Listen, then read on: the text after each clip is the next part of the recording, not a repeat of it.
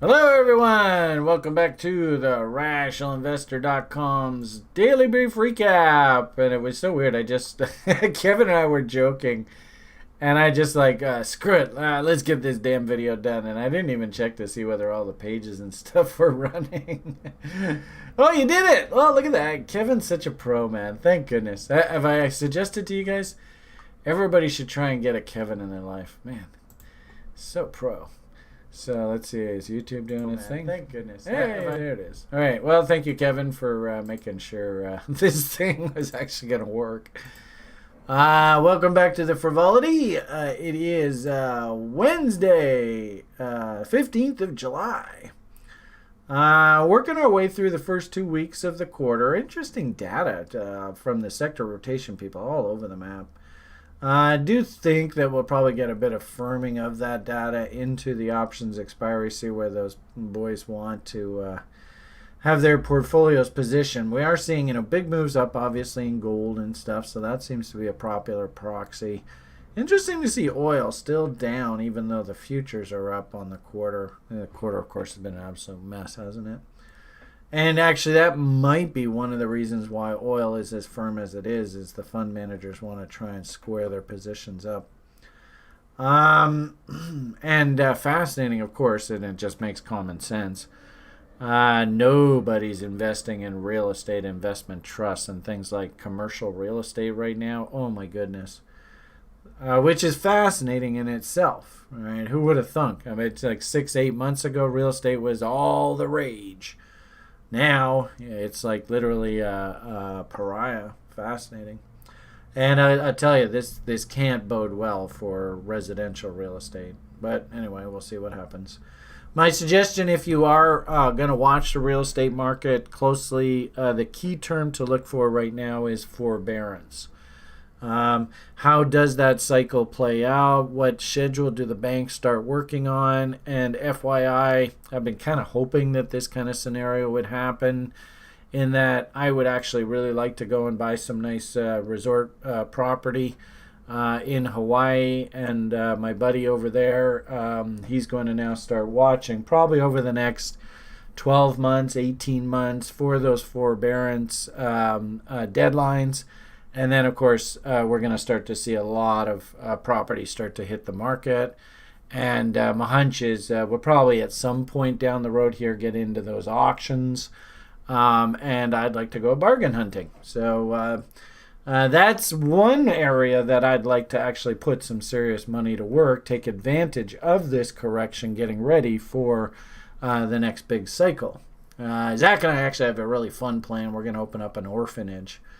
And try and make a positive difference in this world, damn it, over there in Hawaii. Maybe relocate people from the mainland who live in really shitty circumstances over to paradise. Anyway, if JoJo's willing, that's our plan.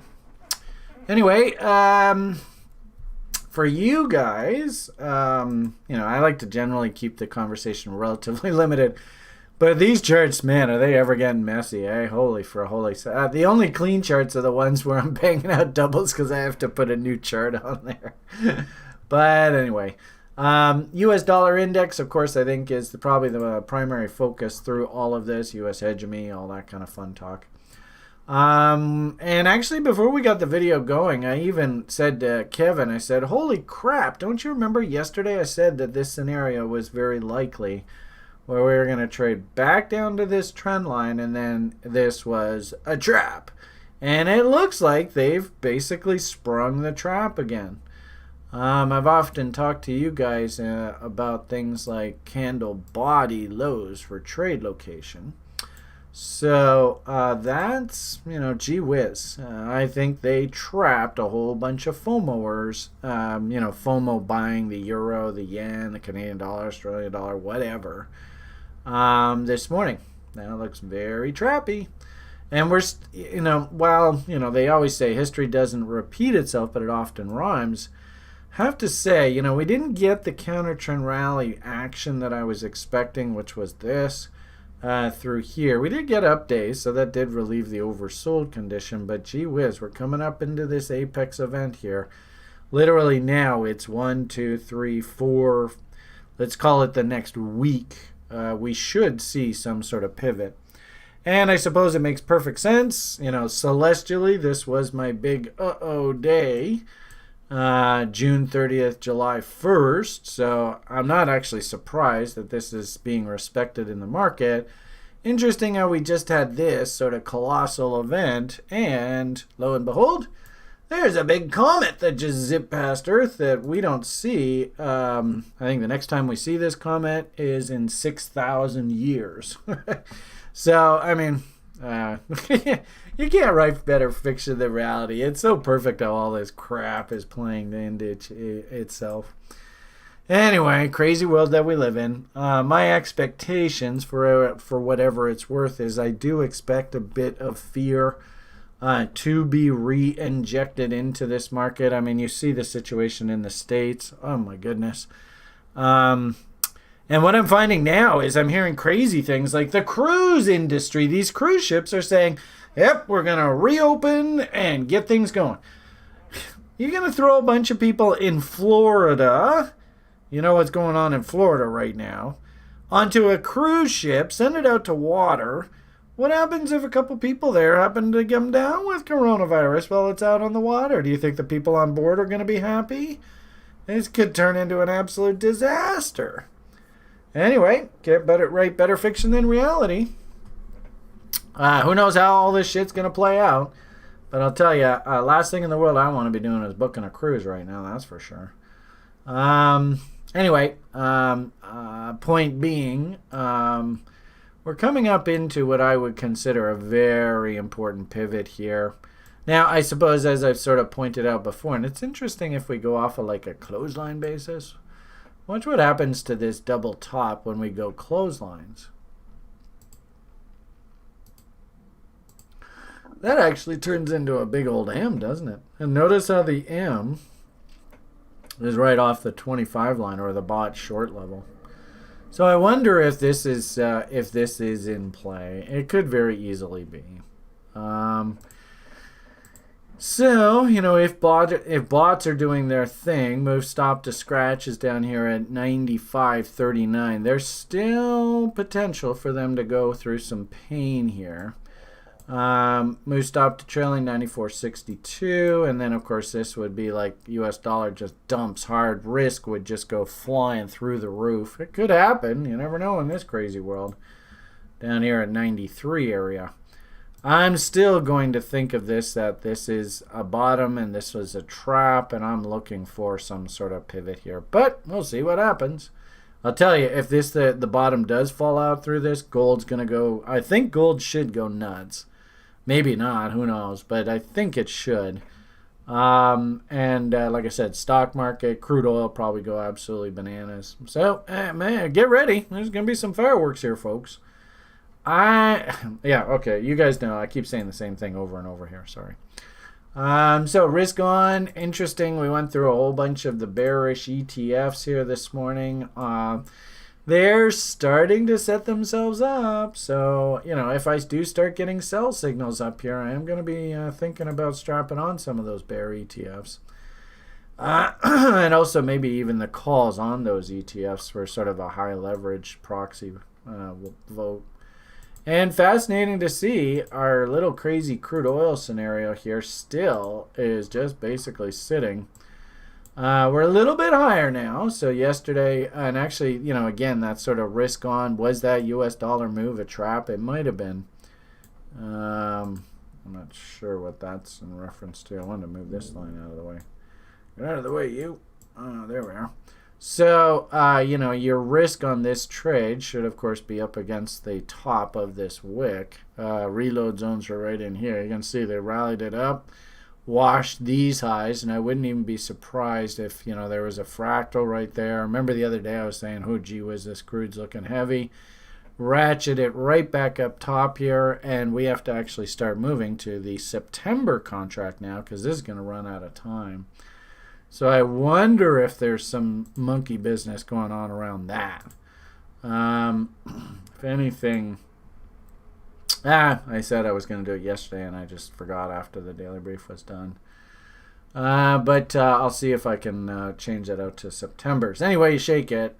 Still pressing up against these highs. We're into that wick now. All these trap bulls here are getting the opportunity to get released. Are they going to roll over into the Septembers? We might even find that the September actually is lower.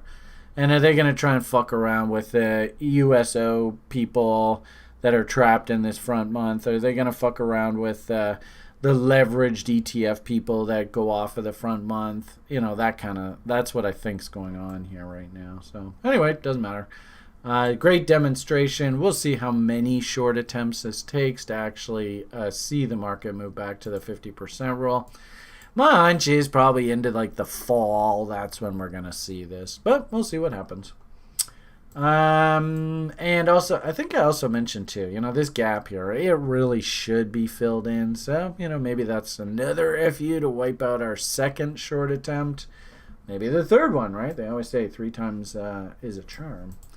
Anyway, it is what it is. And you're going to have to understand this as a trader.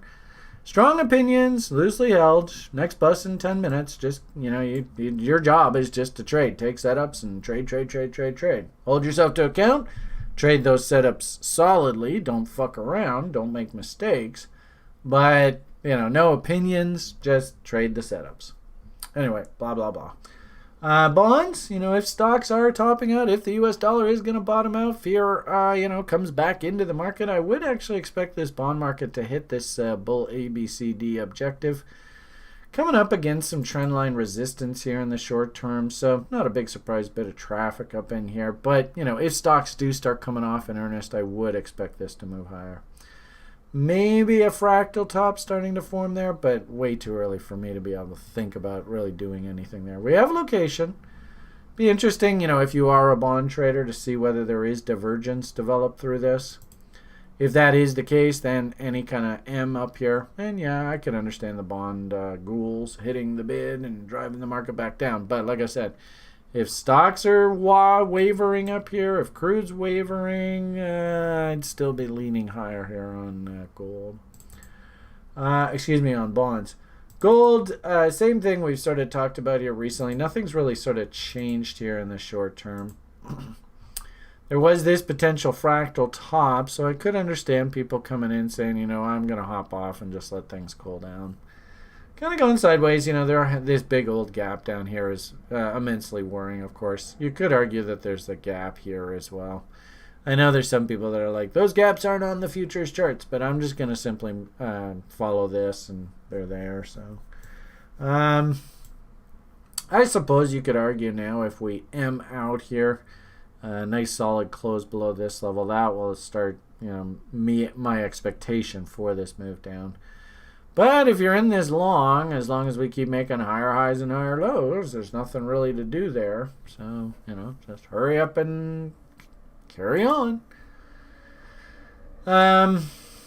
Interesting to see that the risk on, risk off proxy through the junior stock market is having a pretty darn big up day. And Kevin was even saying that he was kind of thinking this might even do like a key reversal. So, wow. Boom. It's trying to rally, no doubt about it. It is, this rally is a little suspicious here considering we've got all of these peaks up here. This is an M right now, so is this nothing more than a counter trend rally?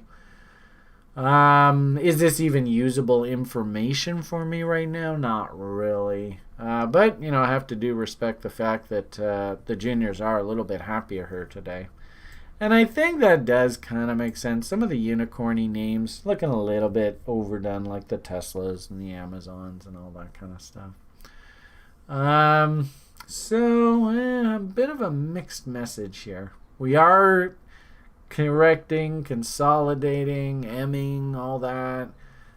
Today's one-day price action, very bullish, but in the context of that topping action. So kind of looking at it with a bit of a jaundiced eye.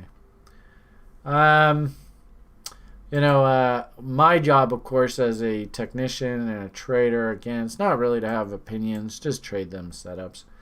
This was a stock that, of course, you can see the 52-week high, 52-week low. So probably odds are that we're going to trade back somewhere in this area if this thing had any sort of chance of survival. Fantastic share structure. A huge part about what I do is hunting for good share structure. And then also, too, just recently they announced somebody who was owed a lot of money by the company had agreed that they were more than happy to forgive the debt, but they wanted shares in the company in exchange. If you ever see that kind of news, that's basically just has value written across it. So not a big surprise. Q1, when they were coming out of the gate, their revenue was very weak. Frankly speaking, they have an app, and it's a money management app kind of thing. What I think the story here is that they're tied in with a major media outlet here in Canada. So in essence, unfortunately, a lot of Canadians, they're very robotic. You turn on the television, and the television says, hey, use this product. We like it. We endorse it. Right? It's because the media company owns it.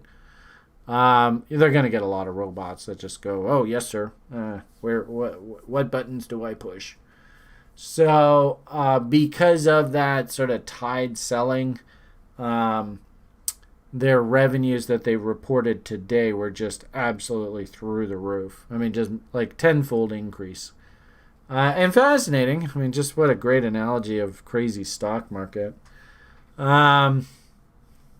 Had some fun, of course, wrestling with my broker, whether they were going to actually honor my open orders. Put out fun tweets to that effect this morning. But after they got their act together, they decided, okay, well, I guess we better give this guy a fill at his level. And actually, I was really fortunate. I actually got filled at quite a bit higher than my double level, so I was happy about that. Interesting, fantastic analogy. You better make sure you have the open orders working. You better make sure you have a broker that actually honors your open orders, blah, blah, blah. And gapped higher, and now you can see they're basically bringing it right back down to fill in the gap. And, and ironically enough, if they do fill in the gap, I might even just go buy the shares back that I sold up top. Because like I said, the earnings numbers themselves were just absolutely over the top. This, in my opinion, this is a $20 stock easily.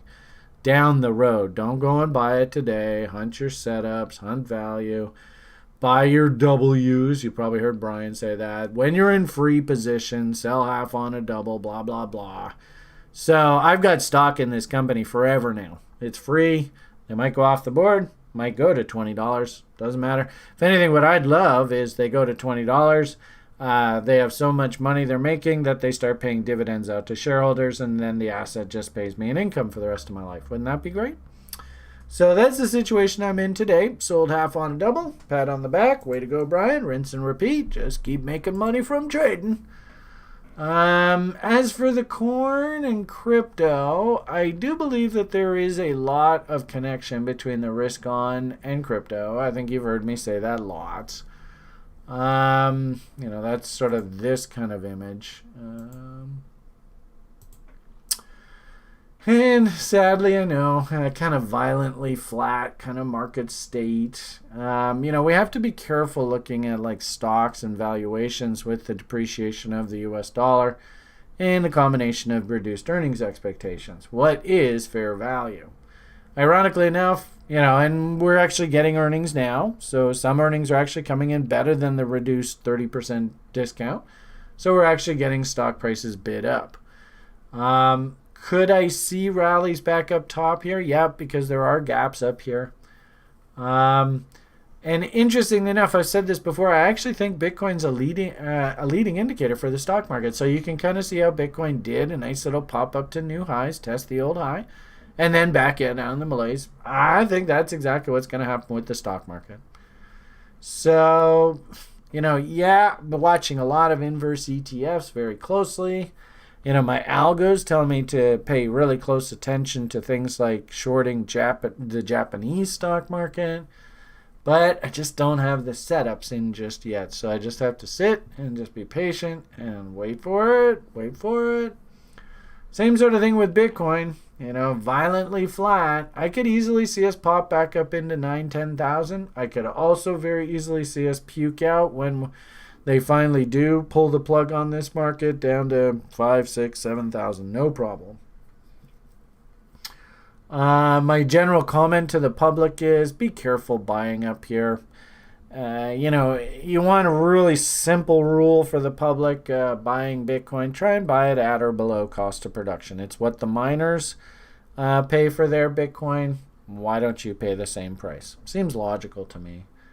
So if right now, FYI, we're sitting at about a 50% premium, maybe even close to 100% premium over what I think the base sort of cost.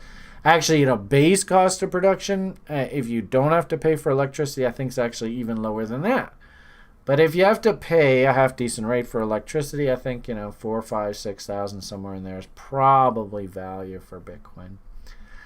And unfortunately, we're just not at that price right now. So this is the summer, screwy market state, got big political events in front of us.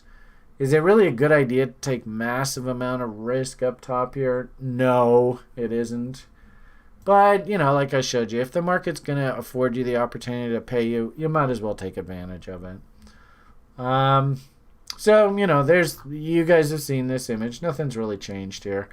We continue to coil. We're getting tighter and tighter and tighter. And my hunch is this probably goes on for a little bit further here. I could very easily see pop-ups above this and then dips right back down. Violently flat. Ugly, ugly market here. And if I wanted to be a buyer, like I said, my buy orders would be much, much lower. Shit perp. Poop coins, feeling pretty good. I did watch a really interesting video yesterday. Gentleman I respect in the space is trying... he seems to be under the impression that this link that he's been following along and touting, and what the hell, man, good call. He's actually making a connection between this link and Satoshi, which I found fascinating. And I mean, what the hell, man? You're in a hot market, and people are throwing money at you, and this thing's got a head of steam behind it. I mean, you all saw what happened the last crypto cycle when these things get a head of steam behind them. So who knows where the hell this thing will top out. If anything in the last cycle, one of the things that helped me stay in markets as long as possible was just this idea that I'm not going to get into the business of predicting the top because you just never know where the hell it is. And I mean, there were coins like Verge. I bought at 2 sats and I was selling in the thousands of sats. So you just don't know. Nobody does. Point here is if I just put myself on a plan so I don't have to think, and let's say I just bought this W, which is a very cliche trade. I mean, it's not rocket science. That's at 2 and change. There goes half at 4 and change, risk-free trade. There goes another half at 8, so actually you're just ready to get that fill now. Another half at 16, another half at 32, then another half at 72, then another half at 144, then another half at 288, right? And then, down the road it'll be higher than Bitcoin. And I'll still be in this damn thing. So, but I will say that if I wanted to be a buyer of this, you missed the boat. This is extremely risky right now. You don't know when these things are going to top out, and when they do, you might have to go through a very long period of consolidation. So, we just have a simple rule. You're not allowed to chase. Don't chase. Just simply can't chase. If you did want to be a buyer, you're going to have to just follow this price as it goes up and drag your fib tool and drag your reload zone. And my hunch is reload zone's probably going to line up with this structural breakout, because what's happened here now is basically what once was resistance. I can't get up through here. I can't get up through here. Now it's actually going to act as support. And so my hunch is when this thing is done, it'll come back down, do what we call a Wyckoff check, and just simply check that level. And like I said, if we use that kind of logic, then you can see where reload zone. See how the reload zone moves there? So my hunch is, somewhere up in this area, very realistic. So I don't know whether we're going to be able to get up. I think I'm going to call this from now on link. I'm going to call it Chico's Penthouse. I don't know whether we can get up to Chico's penthouse this go round. My hunch is, based on things like reload zones, we're going to stall out somewhere between sporting goods and women's apparel. But let's see what happens. Anyway, always fun to have fun in this space. Try to have fun when you're trading. Make it a fun story. That's entirely a compliment. I think the gentleman does great research, and as I've said in the past, I think we had a lot of fun with Amanda's Penthouse when they ran Dash.